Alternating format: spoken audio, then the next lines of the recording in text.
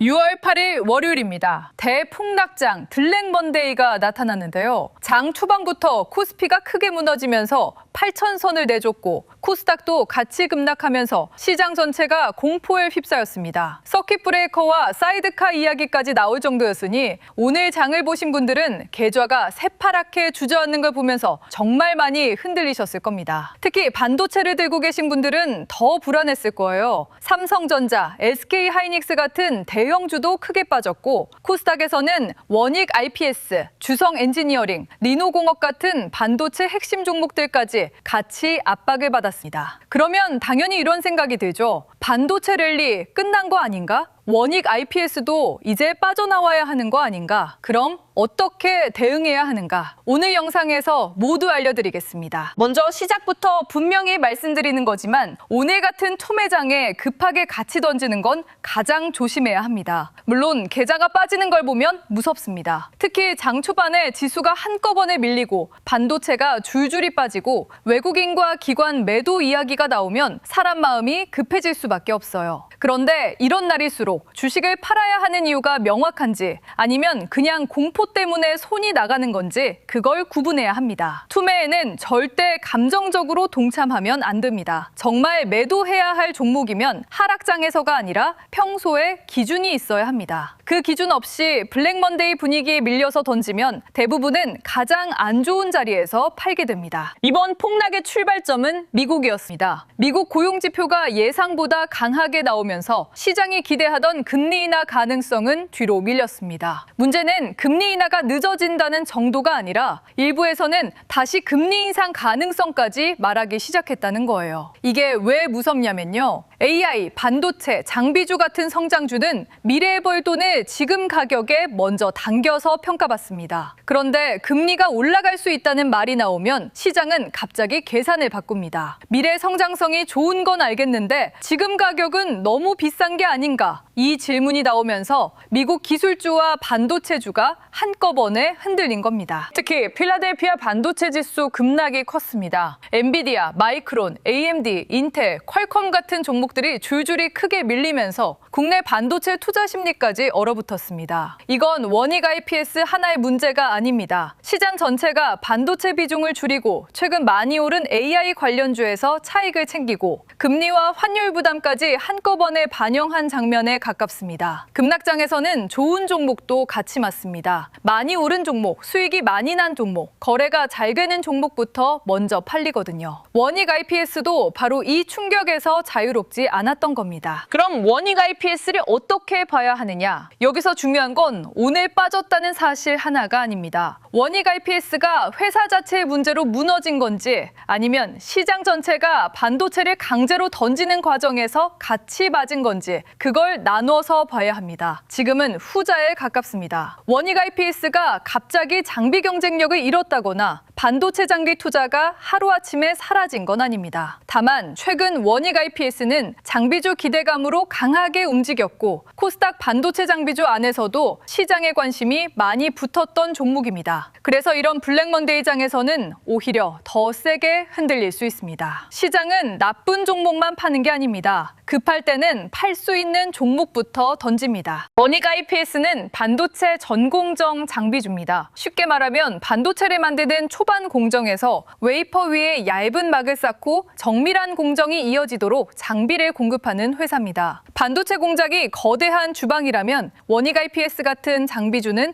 그 주방 안에서 온도, 재료, 조리 순서를 맞춰주는 핵심 설비에 가깝습니다. 주방이 아무리 크고 주문이 많아도 장비가 없으면 음식을 제대로 만들 수 없잖아요. 반도체도 똑같습니다. AI 서버 수요가 늘고 HBM과 D램이 더 많이 필요해지고 삼성전자와 SK하이닉스가 생산 능력을 키우려면 결국 장비 투자가 따라와야 합니다. 이게 원익 IPS를 계속 봐야 하는 이유입니다. 하지만 좋은 산업에 있다고 해서 아무 자리에서나 따라가도 된다는 뜻은 아닙니다. 장비주는 기대감으로 먼저 움직이고 실제 수준은 나중에 확인되는 경우가 많습니다. 먼저 엔비디아가 오르고 그 다음 SK하이닉스와 삼성전자가 움직이고 그 뒤에 장비, 소재, 후공정, 패키징 쪽으로 돈이 내려옵니다. 원익 IPS는 이 흐름 안에 있습니다. 그런데 금리 쇼크가 오면 시장은 이 계산을 잠깐 멈춥니다. AI 수요가 좋은 건 알겠는데 금리가 이렇게 올라가면 이 가격을 계속 인정해도 되나? 장비 투자가 필요한 건 맞는데 실제 발주가 언제 숫자로 찍히나? 이 질문이 나오는 겁니다. 그래서 원익 IPS도 이제는 단순 기대감이 아니라 수주와 실적으로 증명해야 하는 구간에 들어온 거예요. 여기서 시청자분들이 꼭 봐야 할 첫 번째 기준은 환율입니다. 오늘 같은 장에서 원달러 환율이 급하게 튀면 외국인 수급이 흔들릴 수밖에 없습니다. 외국인 입장에서는 한국 주식을 사는 순간 주가뿐 아니라 환율까지 같이 봅니다. 주식에서 수익이 나도 원화 가치가 흔들리면 환차손 위험이 생기거든요. 그래서 지금은 원익 IPS만 보는 게 아니라 원달러 환율이 1,560원대에서 더 튀는지 아니면 진정되는지를 먼저 봐야 합니다. 환율이 진정되지 않으면 외국인이 한국 반도체 바스켓을 다시 담기 어렵습니다. 반대로 환율이 더 이상 치고 올라가지 않고 안정되기 시작하면 그때부터는 반도체 수급도 다시 달라질 수 있습니다. 두 번째 기준은 미국 10년물 금리입니다. 지금 시장은 금리 인상 우려 때문에 흔들리고 있습니다. 미국 10년물 국채 금리가 4% 중반대까지 올라오면서 기술주와 반도체주가 부담을 받은 거죠. 그런데 여기서도 냉정하게 봐야 합니다. 금리가 오른 건 맞지만 아직 시장의 구조 자체가 완전히 무너졌다고 볼 정도의 금리 폭등은 아닙니다. 진짜 위험한 시그널은 미국 10년물 금리가 5% 초반에 강하게 뚫고 올라가면서 실물 금리까지 급격히 흔들릴 때입니다. 그 전까지는 금리 부담으로 인한 단기 압축 조정의 가능성도 열어둬야 합니다. 그러니까 오늘 하루 폭락만 보고 강세장이 완전히 끝났다고 단정하면 안 됩니다. 세 번째 기준은 물가 지표입니다. 이번 주에는 미국 CPI와 PPI가 기다리고 있습니다. 시장은 고용 지표 하나만 보고 겁을 먹었습니다. 하지만 고용이 좋다는 건 경기 침체가 바로 온다는 뜻은 아닙니다. 오히려 경기가 아직 버티고 있다는 뜻으로도 볼 수 있어요. 중요한 건 물가입니다. 고용은 좋지만 물가가 더 폭발하지 않는다면 시장은 금리 공포를 조금씩 줄일 수 있습니다. 반대로 물가까지 뜨겁게 나오면 그때는 금리 부담이 더 커질 수 있겠죠. 그래서 지금은 고용 하나만 보고 무조건 겁먹을 게 아니라 CPI와 PPI까지 확인하면서 대응해야 합니다. 네 번째 기준은 반도체 실적입니다. 지금 시장이 흔들리는 건 맞지만 반도체 이익의 방향이 완전히 꺾였는지는 별개의 문제입니다. AI 서버 투자는 여전히 진행 중이고 HBM 수요는 여전히 강하고 D램과 메모리 가격 흐름도 실적에 중요한 영향을 주고 있습니다. SK하이닉스와 삼성전자의 2분기 실적 모멘텀이 7월부터 확인될 가능성이 있다면 시장은 다시 숫자를 보게 됩니다. 주가는 먼저 흔들렸지만 이익의 방향이 여전히 위를 향하고 있다면 그 하락은 추세 붕괴가 아니라 가격 조정일 수 있습니다. 원익 IPS도 마찬가지입니다. 메모리 회사들이 HBM과 D램 생산 능력을 늘리고 수요를 끌어올리기 위해 장비 투자를 계속한다면 장비주의 큰 이야기는 아직 끝났다고 보기 어렵습니다. 수율 이야기도 여기서 중요합니다. 수율은 단순 기술 이야기가 아닙니다. 돈 이야기입니다. 붕어빵 100개를 만들었는데 70개만 팔 수 있으면 나머지는 비용입니다. 그런데 같은 밀가루, 같은 인건비, 같은 시간으로 90개를 팔 수 있게 되면 이익률이 완전히 달라지죠. 반도체도 똑같습니다. 같은 웨이퍼, 같은 장비, 같은 시간으로 정상 제품을 더 많이 뽑아내면 마진이 좋아집니다. 그래서 삼성전자와 SK하이닉스는 생산 능력을 늘리는 것뿐 아니라 수요를 끌어올리기 위해서도 장비와 공정에 돈을 씁니다. 원익 IPS 같은 전공정 장비주를 볼 때 이 연결고리를 봐야 하는 겁니다. 그럼 오늘 같은 장에서 어떻게 대응해야 할까요? 먼저 개장 직후 공포 매도는 피해야 합니다. 특히 서킷 브레이커, 사이드카, 지수 급락 같은 단어가 쏟아지는 시간에는 시장이 이성적으로 움직이지 않습니다. 이때는 매도 버튼을 누르기보다 먼저 내 종목의 기준을 봐야 합니다. 내가 원익 IPS를 산 이유가 단기 테마였는지, 장비 수주와 반도체 투자 사이클이었는지, 그 이유가 깨졌는지부터 봐야 합니다. 이유가 깨졌으면 대응해야 합니다. 하지만 이유가 깨지지 않았는데 지수 공포 때문에 던지는 건 대부분 좋은 대응이 아닙니다. 여유 현금이 없는 분들은 오늘 같은 장에서 무리하게 뭔가 하려고 하지 않는 게 좋습니다. 가장 나쁜 건 현금도 없는데 불안해서 팔고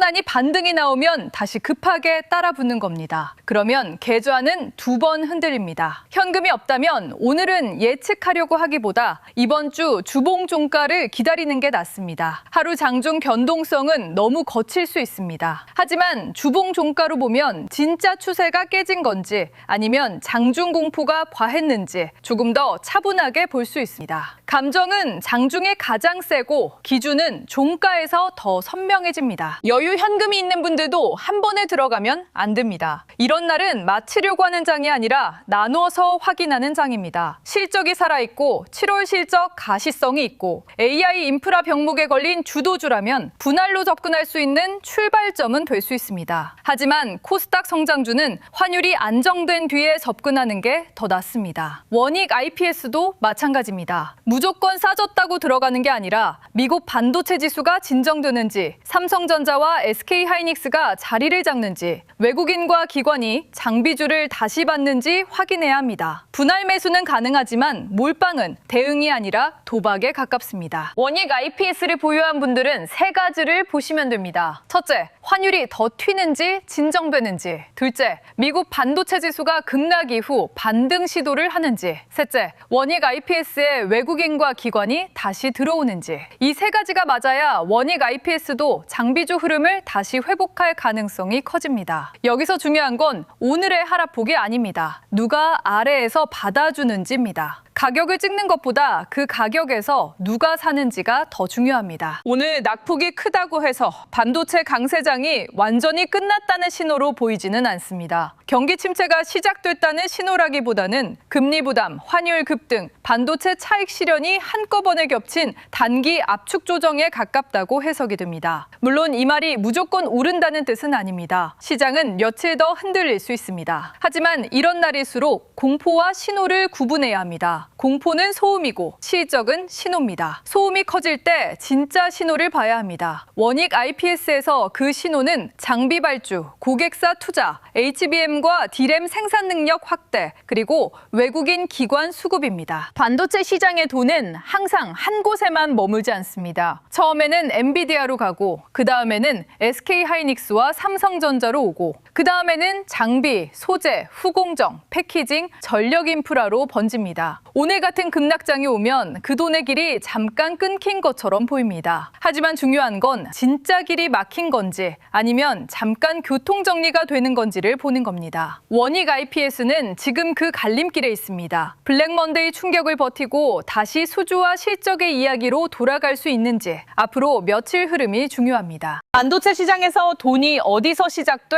어디로 이동하는지 보고 싶은 분들은 구독과 좋아요 부탁드리고요. 영상 아래 더보기란에서 무료 배포 중인 전자책 코스피 8,000의 시대 자료도 함께 확인해 보시면 좋겠습니다. 특히 지금처럼 미국 금리, 환율, 반도체, 대형주, 장비주가 한꺼번에 흔들리는 장에서는 종목 하나만 보고 대응하면 감정 매매로 흐르기 쉽습니다. 돈이 어디서 빠지고 어디에서 다시 받아주는지 봐야 합니다. 오늘 원익 IPS에서 봐야 할 건 하락폭 자체가 아닙니다. 미국 금리 충격 이후 반도체 업종이 다시 중심을 잡을 수 있는지, 그리고 원익 IPS가 장비 발주 기대를 실제 수주와 실적으로 이어갈 수 있는지입니다. 투매에는 감정적으로 동참하지 마시고 환율, 금리, 미국 반도체 지수, 주봉 종가, 그리고 외국인 기관 수급을 차분히 보셔야 합니다. 오늘 영상은 여기서 마치고요. 다음 영상에서는 미국 물가지표 이후 반도체 장비주가 다시 살아날 수 있을지, 그리고 원익 IPS를 포함한 전공정 장비주 안에서 어떤 종목이 먼저 수급을 회복하는지 더 자세하게 짚어드리겠습니다. 끝까지 시청해주셔서 감사합니다.